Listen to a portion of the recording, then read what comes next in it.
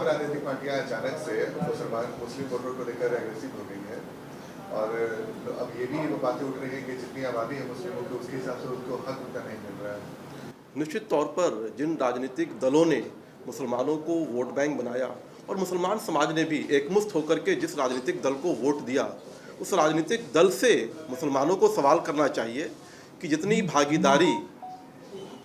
जितनी जिसकी हिस्सेदारी उतनी उसकी भागीदारी की जो सवाल करते हैं, उस पर सवाल पूछना चाहिए कि क्या वे लोग उनको भागीदारी दे रहे हैं,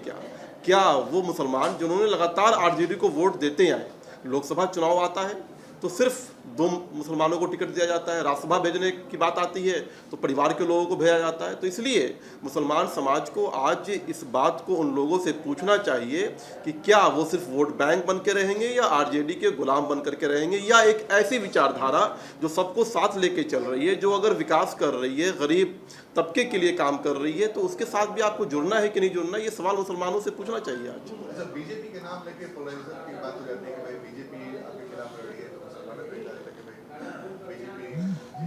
10 साल से नरेंद्र मोदी जी के नेतृत्व में देश के अंदर सरकार चल रही है और इन 10 सालों के अंदर नरेंद्र मोदी जी की सरकार ने जो काम किया है शोषित, वंचित, दलित, पिछड़े, अति पिछड़े और पासमानदा के लिए, उन्होंने जाति या मजहब देख करके काम नहीं किया, उन्होंने सामाजिक न्याय के आधार पर लोगों को मुख्यधारा में लाने का काम किया है। तो अब इस 10 सालों में भी अगर आपको यकीन नहीं होता है, इन 10 सालों के अंदर भी आपको समझ में नहीं आता है, तो फिर आपके मुकद्दर में गुलामी ही लिखी है।